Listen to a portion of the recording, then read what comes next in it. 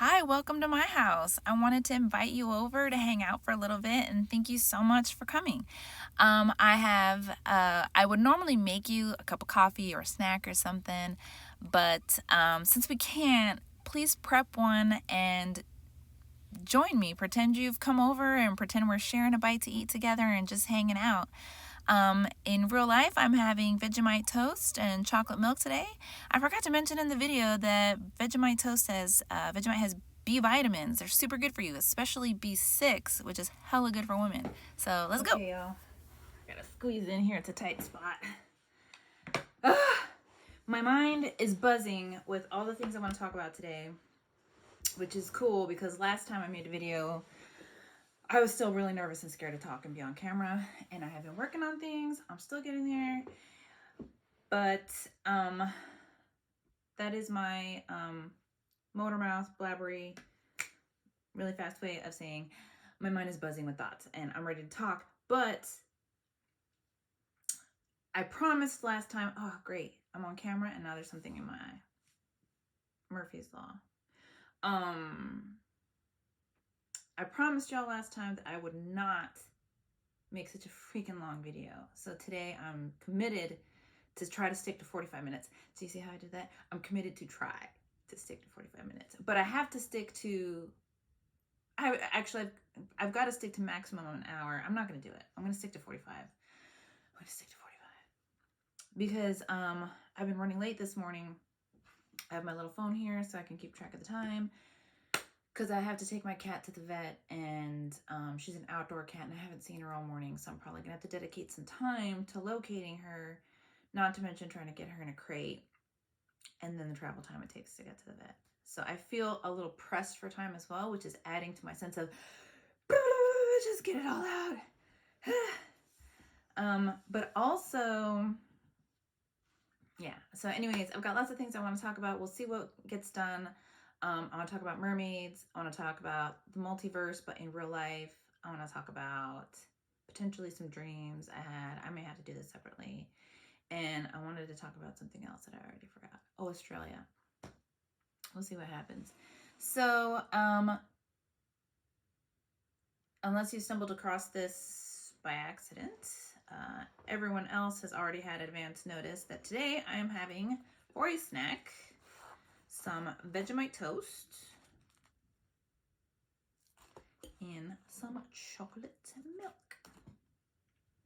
My preference is actually iced coffee, but I have to sleep tonight because tomorrow's a work day for me. And I will hate not being able to sleep, so I had to stick with chocolate milk.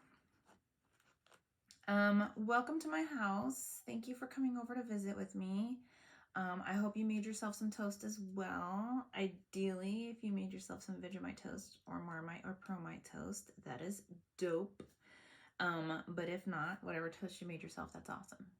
Maybe a cup of coffee, maybe chocolate milk like me. But so I used to, anyway, my name is Heather.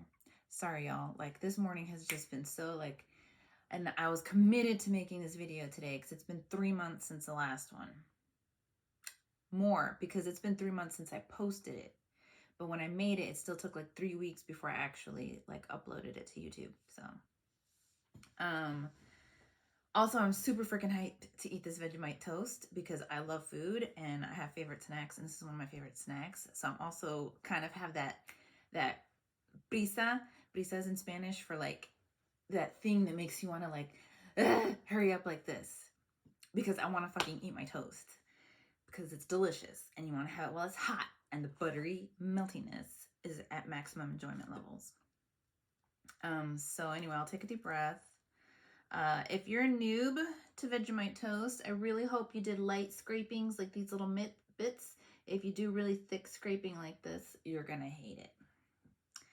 But if you're into garlic bread, buttery garlic bread, you should be into this. I probably talked about it more on my intro to prepare for lunch. But anyway, thanks for coming over to have some Vegemite toast. I appreciate you hanging out with me. Good luck to me eating toast on camera because I have like crooked teeth and bread gets all up in the nooks and crannies.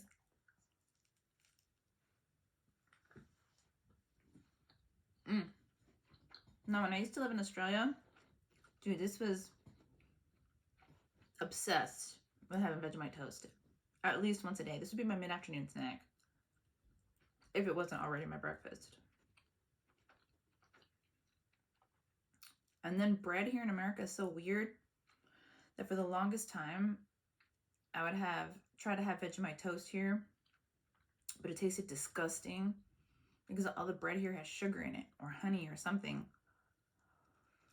And like, and just imagine trying to have garlic bread on like sweet bread. It just doesn't, it wouldn't work the same. The reason garlic bread tastes so good is because it's on a plain white, like French baguette type bread. And that's not sweetened. But I found a bakery that kind of goes against the mold, and they make some legit stuff there. They use basically everything's organic for the most part. Everything's locally sourced. It's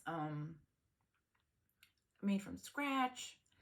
And this bread is the first bread I've come across that tastes like actual bread. Unless you, except for like French baguettes, for whatever reason, if you buy like a French bread here, not a brioche, but like an actual French loaf baguette thingy, those come out not as good as in France, but they at least come out like plain white bread without a weird taste to it. Because once again, in America, everything gets sugar added to it. It's bizarre. It doesn't taste good. Trust me. So, bread that you can get in the US that isn't sweetened weird and is good is the organic Dave's Killer bread. And it's pretty damn good. I mean, it's not as good as this lovely white bread baked from scratch, fresh, like literally down the street from me. But Dave's Killer bread is what you can just get easily at the grocery store, and highly recommend. You can make Vegemite toast on that.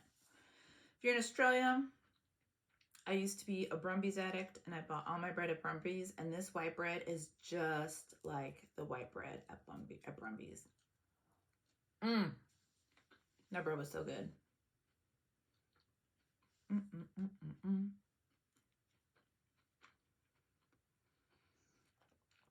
Also, I sincerely hope that y'all can post in the comments and let me know your thoughts as we're going along.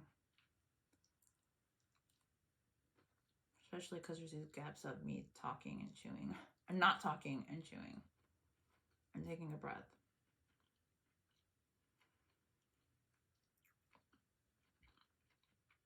Normally I would have liked to like do like a little bit of a meditation beforehand or something to make sure I'm like chill. But I don't know, maybe hype energy is going to be better for this kind of thing.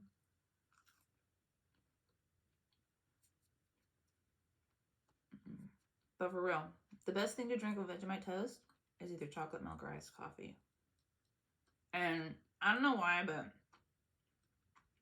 I really like drinking my chocolate milk with ice, just like an iced coffee. So don't judge. Oh, also check out this glass. Fucking Maleficent, bitch. I love her. I mean, I'm not into being a villain or anything, but I do love Maleficent.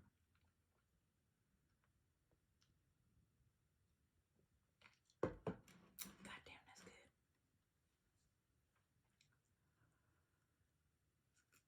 Okay, where do I want to start? First of all, if you were here in person, I would be asking you, how are you doing? I did have some ask me to make a live video, to do like a stream, kind of like on Twitch. Except Twitch is too confusing. Like, you have to have this OBS system, and it's like all this boring background stuff just to make a live stream. And I don't have a decent enough computer to handle that kind of stuff, so. Also, all that excess tech stuff makes my eyes glaze over, and I'm just like, no. I need apps, things that are easy and intuitive to use, and I don't have to like figure it out. But anyway, so I am trying to look for a way to do a live stream so we can like play games, interact, maybe do some Q&As.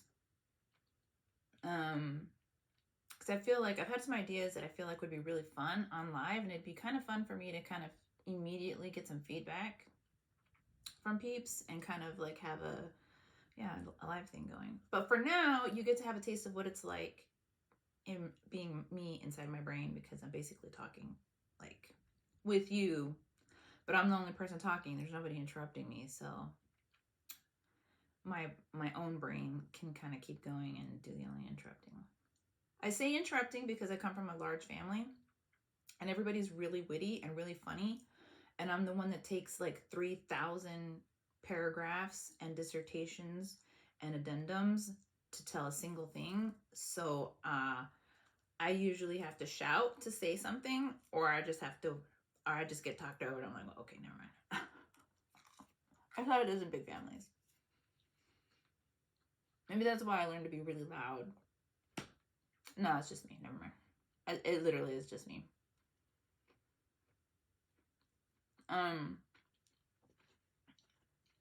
So that's on the to-do list, is doing a live. But okay, what do I want to talk about first? I did really want to talk about Australia, but I might have to put that off to next time. But damn, and I had two really fascinating dreams, one last night and one the night before. And then I didn't want to talk about mermaids, and I want to talk about the multiverse. Let me get started. I'm going to start with my dreams. I'm not really good at dream interpretation. Okay, no, let me take that back. I am learning to understand dreams.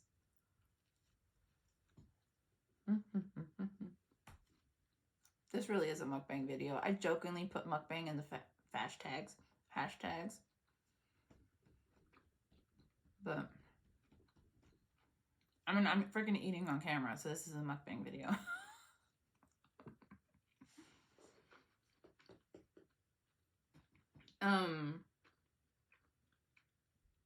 Oh my god, I can't decide. Okay. See, if this was live, y'all could tell me where to start.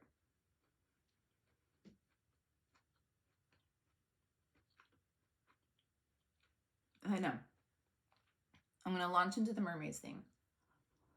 And this is actually a roundabout thing, because what I really want to talk about is, have you ever looked back on your life? This is something I definitely have done and realized there's a lot of shit you could have done if you'd only believed it was possible. And I stopped doing things I loved or being into things I loved because I didn't think it was possible to continue doing them into adulthood. And that's ironic because one of my favorite movies is the movie Hook, which is all about never growing up, never becoming a pirate, always being a kid and having fun. And I'm still a firm believer that that's how it should be into adulthood. And yet, in real life, I mean, I didn't become a pirate, but I did, maybe I did for a little while. But I did fall into the whole stop doing the things I loved and stopped being a kid and having fun because I gave up on believing you could keep doing it.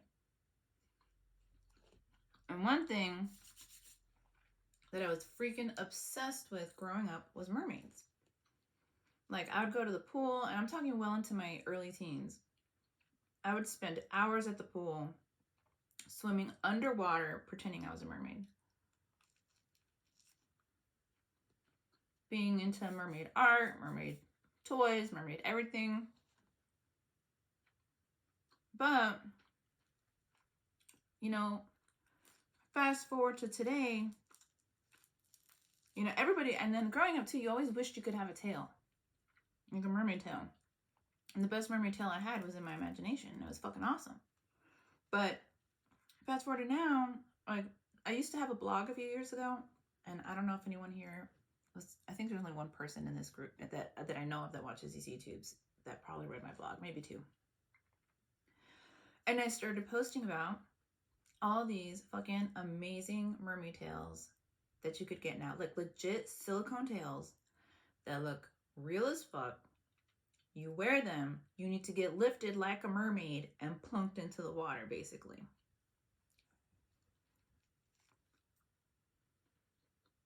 And now there's people being real life mermaids and getting paid for it.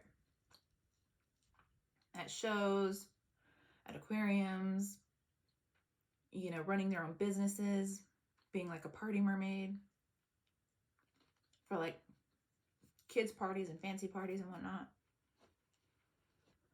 So I was like, if I had kept living my life, staying obsessed with what I was obsessed with and loving what I loved, and not thinking like, oh, I need to do XYZ because on paper that's what you're told, you have to do XYZ. Like, I probably would have been on track to become a fucking mermaid. And then me and Matt were watching American Ninja Warrior, and I tried not to get really salty about it. No, totally pun intended, actually. Oh my god, I'm such a dork. Sometimes I hear myself and I'm like, jeez. So cringe, but I don't care. I love myself, and I like being a dork, and I actually like being lame. Because I think by liking myself being a dork and by liking my lameness, I'm thereby, therefore, not really lame, or like, what's not to love about a good dork, honestly. All our favorite movies and favorite characters in movies are dorks. Just like, think of the movie Goonies. I rest my case.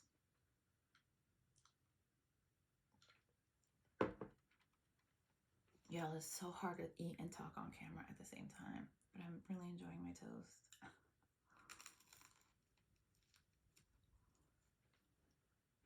But anyway, so I was thinking about that, and I was watching American Ninja Warrior with Matt. Almost got sidetracked, sorry. My brain runs like, I'm like a computer with like 350,000 tabs running at once, and I always jump back and forth between tabs, and sometimes I'll be talking, and I'll have like several tabs, and I'll kind of have one eyeball in my brain on several tabs running like a whole side conversations. I like to think that my brain is just like a superpower, but it gets lost in translation coming out my mouth. So anyway, mermaids,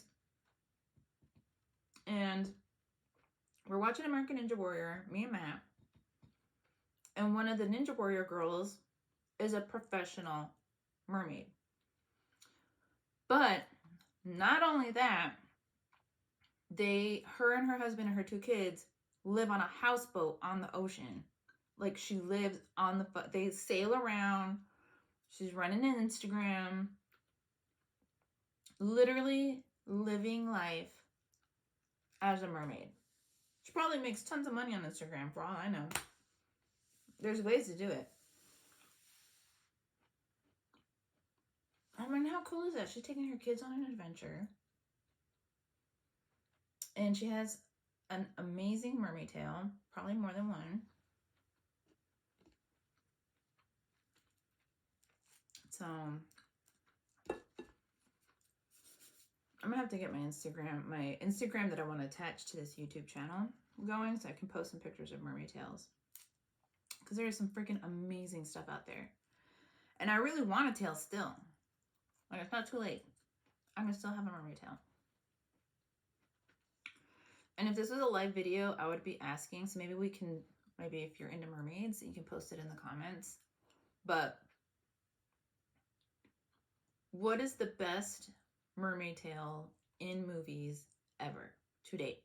Because, oh, by the way, that's another thing. Mermaid movies didn't really happen. We had Ariel the Little Mermaid, we had Splash, and then we had Hook for the freaking longest time. And then we had some teenage mermaid shows. But, like, you would think we'd have way more mermaid movies, personally. But the best mermaid tales to date, still, hands down, never beaten, are the ones from Hook.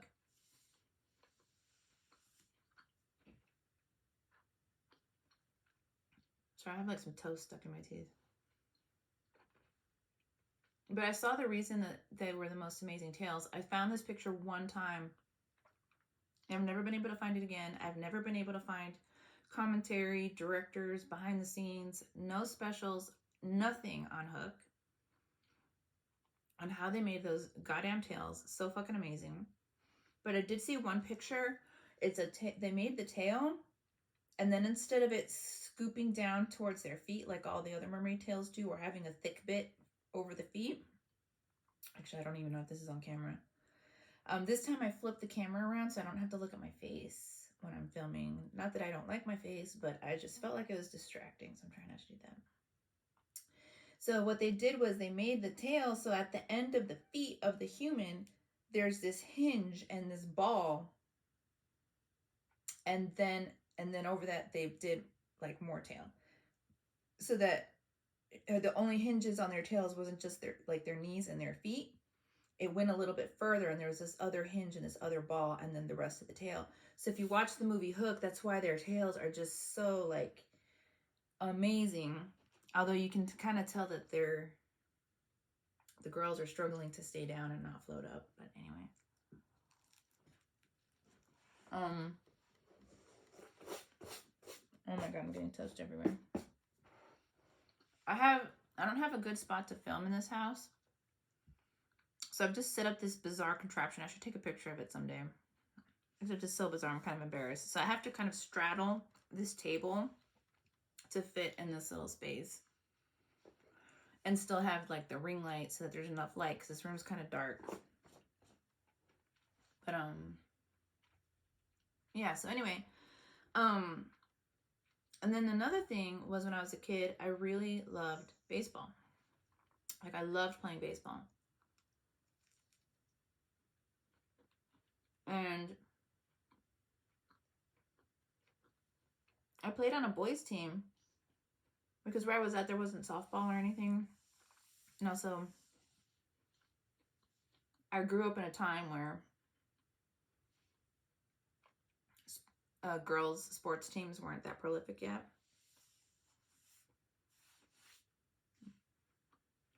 This toast is so good. I just want to like stop and eat my toast. But anyway, oh my god, it's already 1:30. Okay. I'm gonna have to slow down on my snacks so I can talk.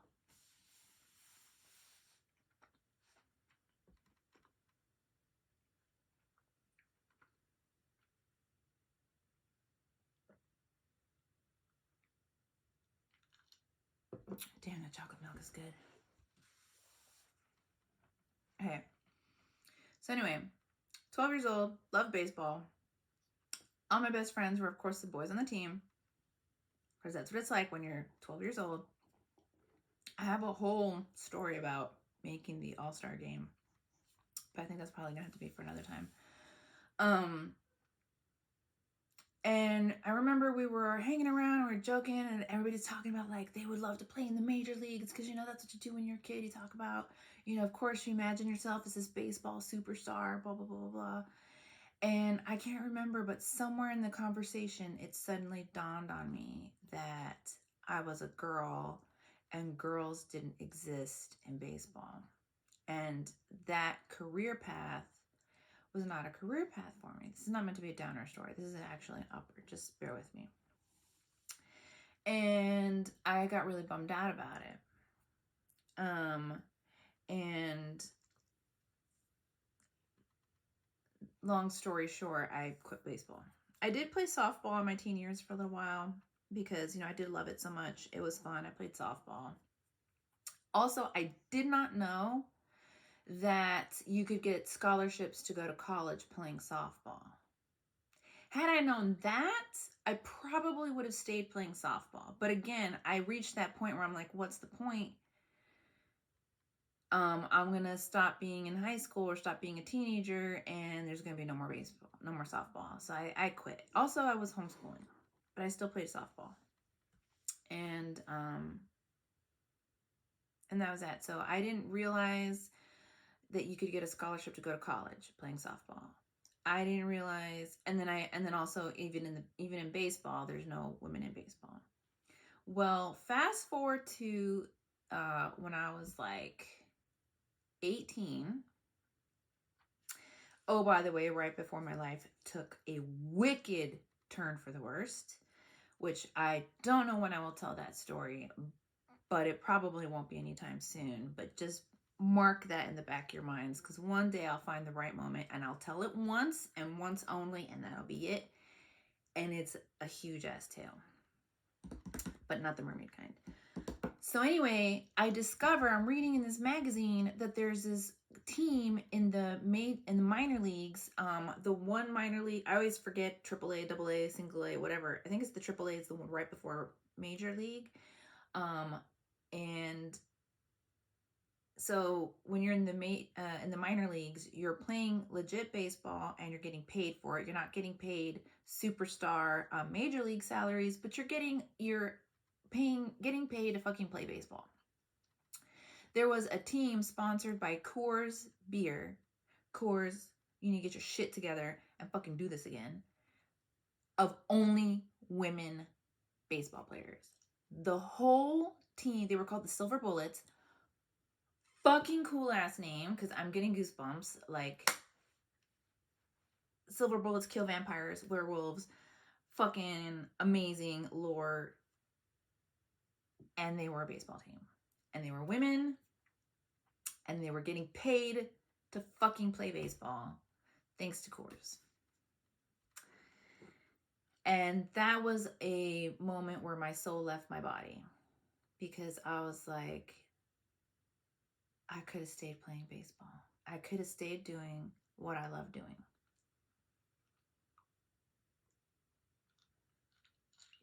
And I say all that to say this. Had I continued to believe in spending energy and time in what I fucking loved, regardless of the reality, regardless of what the grown-up world was supposed to be, regardless of what I was meant to do or supposed to do or how you're supposed to I guarantee you I would not have made a very specific decision that made my life turn for the worst later in my 18th year. Would not have done it. What would my life have been? What would have my life have been if I'd at least believed that I could have tried out for a scholarship to college with softball? I might have actually gone to college and played softball. Like, who knows what else? Like, there's so many multiple timelines we can live in our lives. All I'm just trying to say is some of the worst things happened because I thought I had to be grown up, or I thought I had to do something a certain way. And even more than that, like, remove that layer becomes moot and doesn't even like come into play if I hadn't had that underneath layer of disbelief, of being bummed out because life isn't what it's like in my mind. Or thinking, when I say disbelief, because I didn't think I could do what I wanted to do. Hang on, Starbuck. I have my dog with me here, and she doesn't have any of her comfy spots. Oh, hang on. Let me... Oh, this is such an awkward chair. Give me a second. Here you go, baby girl.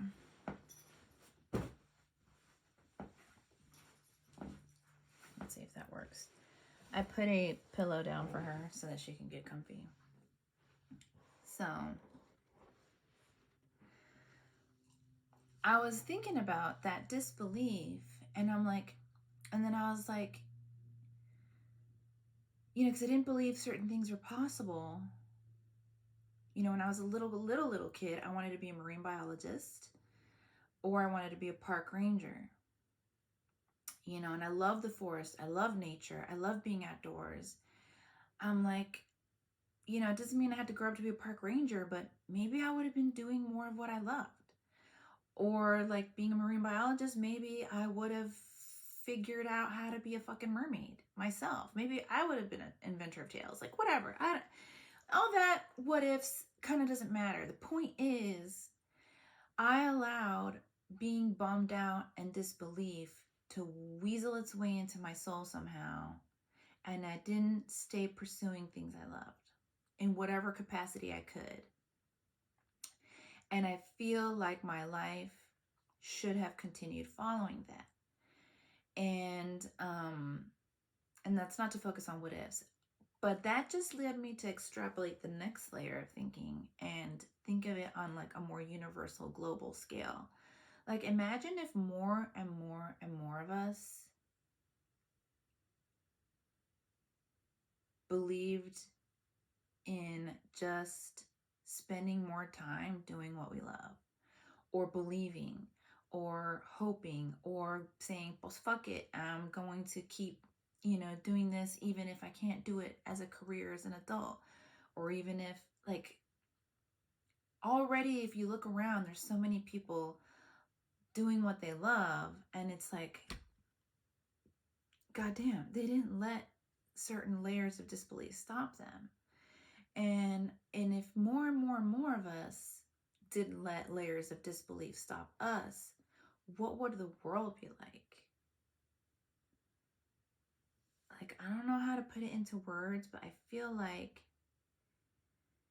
if we all allowed ourselves to like love what we love and get hype about what we love and like fucking just do it, our individual lives would be better. We'd probably make better decisions. We'd probably be in a better vibe or state of mind. And the ripple effect would be that the world would be a better place. Your community, your town, your family, your people, just everything would start to have like a domino effect of having more and more good, positive vibes and things happening and decisions being made. And that's what I was thinking about. And I feel like if this was alive, there'd probably be some really interesting feedback from people, potentially. So if you have some interesting thoughts, please write them in the comments because I want to read them. And I was like, yeah, I just was thinking about it, and honestly, that kind of leads to another thought, which is like, with everything that's going on in the world, there's more good guys than bad guys. Sure, we could have discussions about realities and things, but I say, like, don't think that way, because that's how I thought as a young person, and I fucking squashed my whole life because of it. Instead, what if we thought about the fact that there's more everyday people just like me and you that have good hearts? Sure, we fuck up and we're not perfect, no one is, but like, what if more and more of us believed in being able to just live our best life, and through living our best lives, we made a better world? And even if we were in difficult places or situations, I feel like the 1% that we all talk about, and like the big corporations that run everything, sure, they might be powerful, but there's literally fucking more of us in that. And I don't know how to connect the dots very well in this conversation, but I hope you're able to get the gist of what I'm kind of driving at, which is, let's none of us fall into any despair or disbelief, and believe rather in the power of us as a collective, that there's a lot of us, and that we're good people who generally want good things. Like, even with everything going on right now,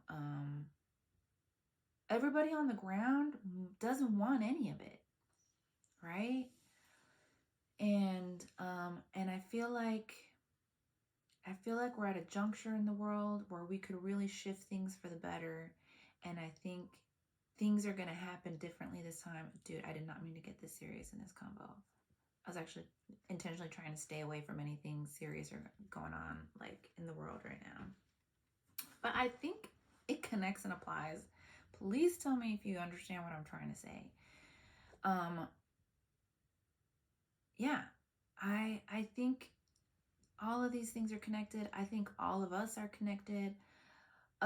Every single individual living their best life and not falling into despair is probably one of the most powerful things we can do to change how the entire world functions and where it's going and how we can be in our own lives, but also together everywhere.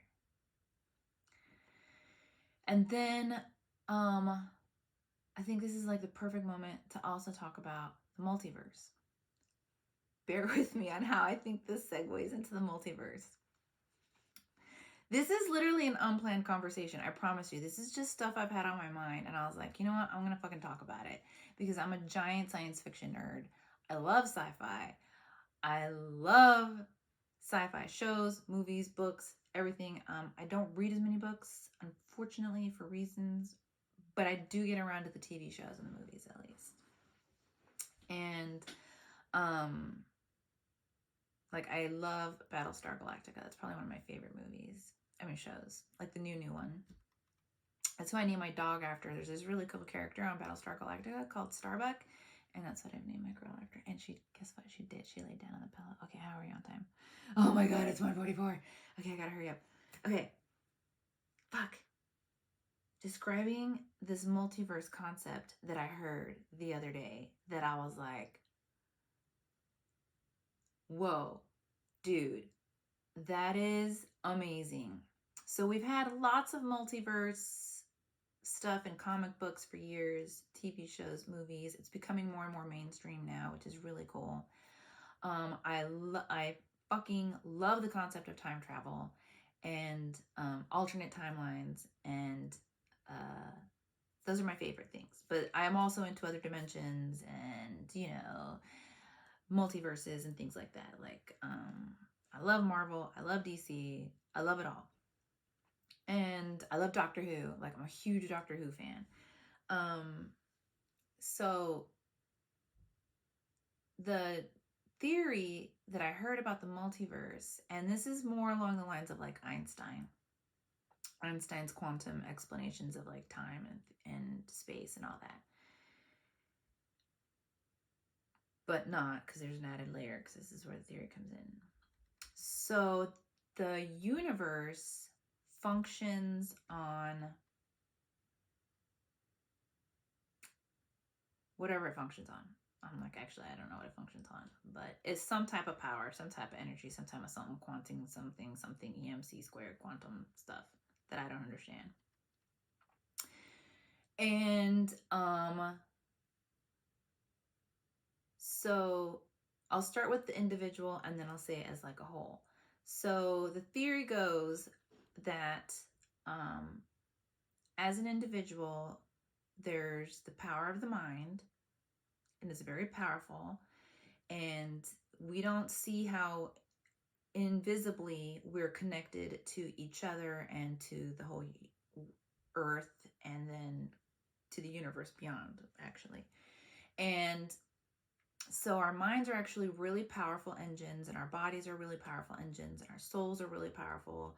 And where you think and spend a lot of time with your mind is also really powerful. And so if you, let's say I'm living here on this timeline, and let's say I spend a lot of time thinking about, oh shit, I was doing it in this talk, like what ifs, what if I had done this, or what if I had done that? Every time you have like big decisions, time branches off, just like in the Loki TV show, you have those branches of time, right?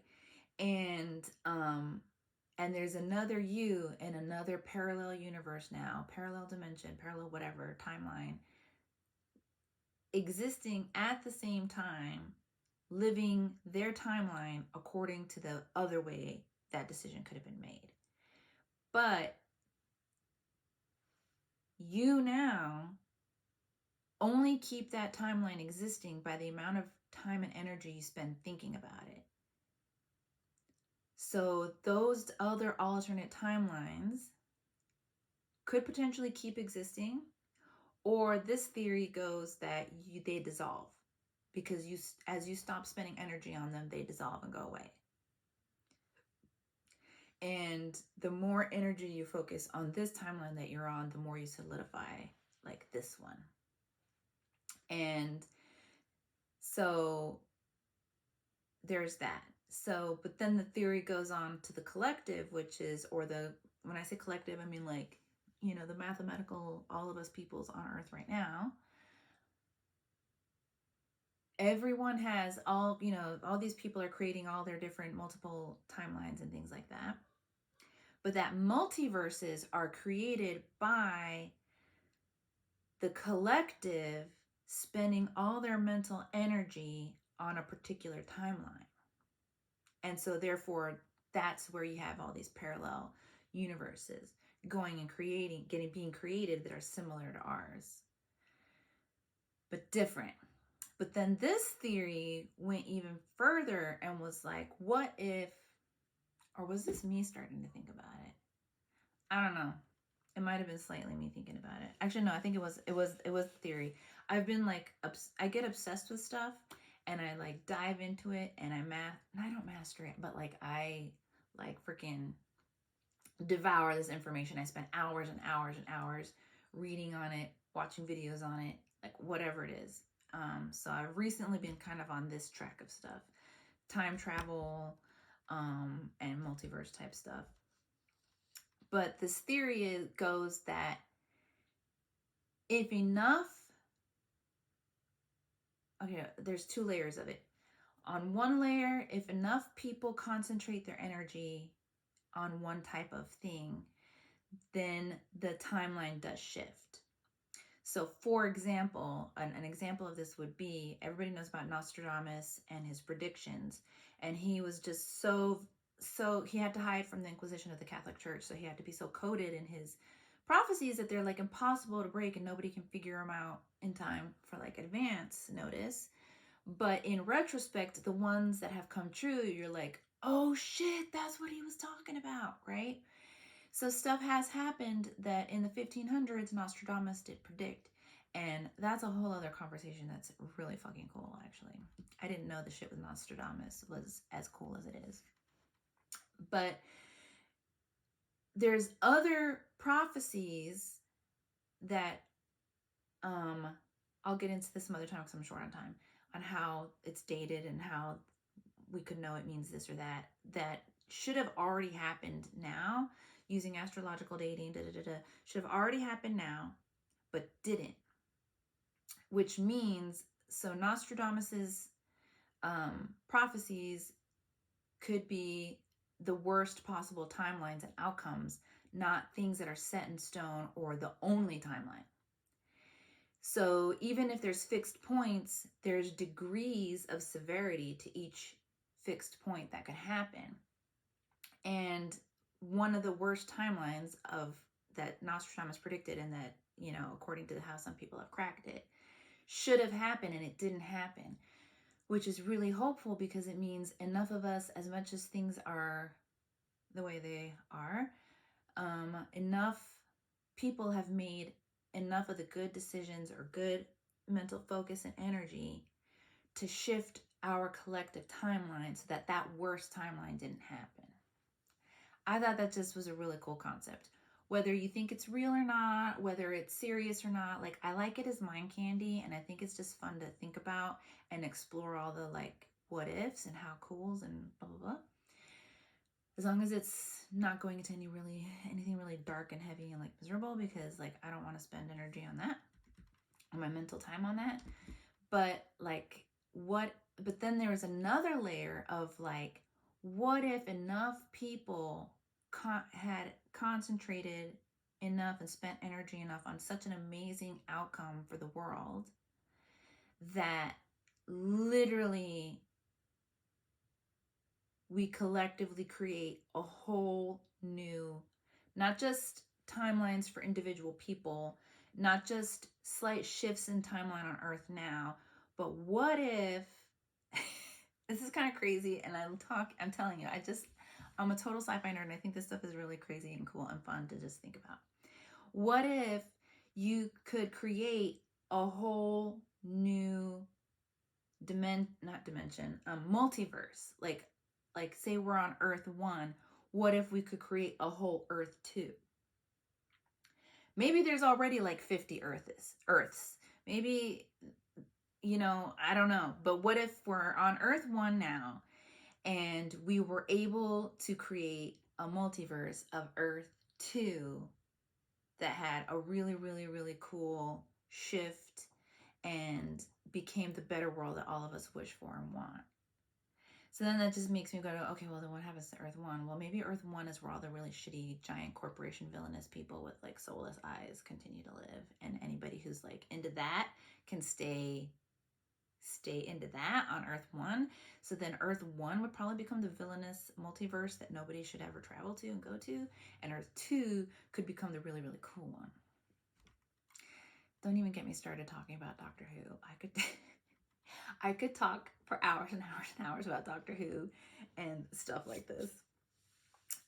This is me just talking about a simple theory of the multiverse that I heard that I thought was really cool, that could go from shifting individual timelines to collective timeline to creating a whole new multiverse Earth or universe or world. I don't know. I haven't thought it through that far.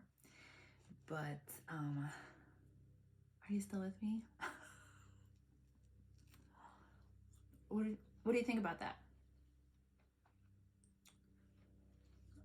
But only cool, no haterade, please. Like nobody, you don't have, like nobody has to believe in any of this. Like we're having some kind of scientific debate. We're just basically I just want to be like a hyped little nerd talking about the latest comic book that just came out. Y'all don't know what you're missing with Vegemite and buttery toast. Oh, it's so good. Oh my God, it's 1:54. Dude, there was so much stuff I wanted to talk about still. My cat's appointment is at 3.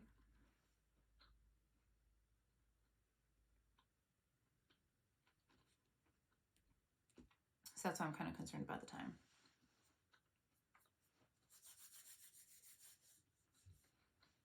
This is a perfect time for you to start telling me what you think about all this stuff. Oh, and that's right. And I was like, what if, because there is some scary stuff going on and, some potentially scary things, whatever. There's some sad stuff going on, that's really heartbreaking and has been for many years, different place, different faces, but it continues to happen. And each one is equally heartbreaking. The reason I'm kind of being vague is I just don't want to spend too much energy on stuff right now. And also I'm kind of a bit of a tender heart, and I'll get a little bit emo. And I don't like to do that much. But what if every time we do get kind of emo, or anytime we do get concerned, or you start feeling that creep of despair, or that creep of like, oh my God, the villains are at it again. What if we spent time to stop for like a minute and just think, okay, wait a second. What is the world I do want to see? What would I love the world to look like and be like? And just daydream a little bit and spend a little bit of time thinking about the perfect world, instead of falling into despair or disbelief or getting caught up in the realism and the reality and the more, imposing grown-up rules upon yourself type of thinking. Pirate, not grown-up, pirate. Yeah, I was like, that would be cool. Like, and imagine if lots and lots of people spent lots of energy thinking about the perfect world, or the kind of world we'd love to see, or the kind of world you would love to experience, or even just the kind of things you would like to experience in your own life.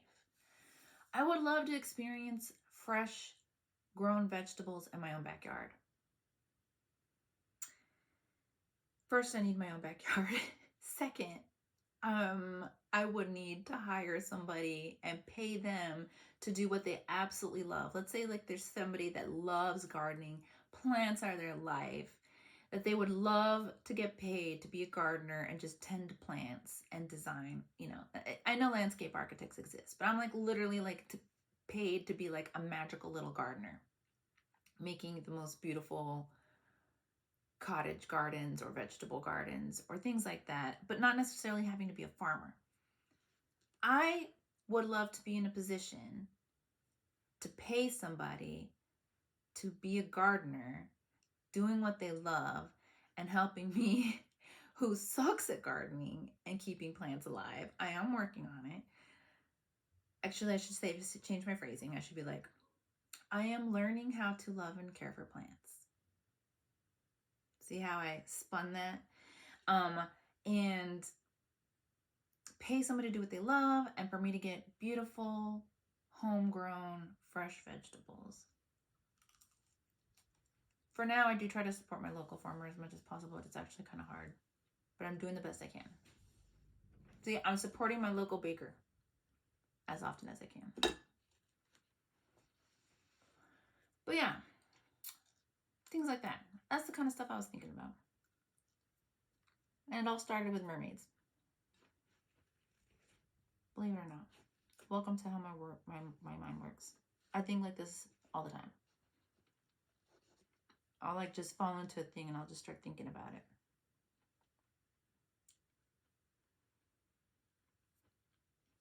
I told my cousin about my dreams today, and she said that I sent her my voice messages. She said they came to her on her lunch break, and so she actually listened to them on her lunch break, and she said she was laughing her head off, and it was like fascinating. She said she thought she said it felt like she was listening to this really cool podcast, and I was like, oh my god! First of all, you made my day. That's so encouraging. But second of all, I hope you enjoyed this. This taught me talking about really wild, out there kind of stuff. But I love it. Oh, by the way, did y'all see that that movie on Netflix that just came out with, oh, that was my alarm warning me about the vet in 60 minutes.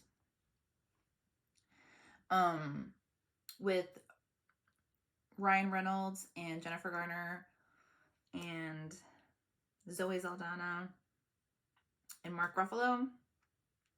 Adam Project. Have you watched the Adam Project on Netflix? If you haven't, so good. Highly recommend. Oh my god, it was such a good movie. But it does talk about timelines. Not multiverses, but does talk about timelines. They called it Time Stream, and I was like, so dumb. I like timeline, but maybe Time Stream is fresher and newer in the way. Anyway, I like timeline. I'm an old-fashioned nerd like that. Well, anyway, y'all, thank you for hanging out with me. I might have to do some short videos now because I'm not always able to fit in these longer sit-downs because I have to prep the food, which is turning out to maybe not be the best idea because I can't talk and eat. And then I have to like set up my quick little makeshift video spot. I have to make sure my hair is combed and I got at least some makeup on. So it can kind of take up some of the day. Totally worth it though, because I want to put love and good vibes out there. I want to be a friend to anybody who feels like they need a friend. And I just literally want to send love and good vibes and good energy as a free gift. Because it's what I can do, and so I want to do it. And also I get super blessed by people's, loving responses. So thank you. And I will quit rambling. I'll have to talk about Australia again next time. Because I wanted to say last time I wanted to talk about Australia as well, but I didn't. And I guess my dreams were kind of interesting and I should share it. But yeah. I seriously now I just want to launch into a conversation about dreams, even if I don't share about my actual dreams. But anyway.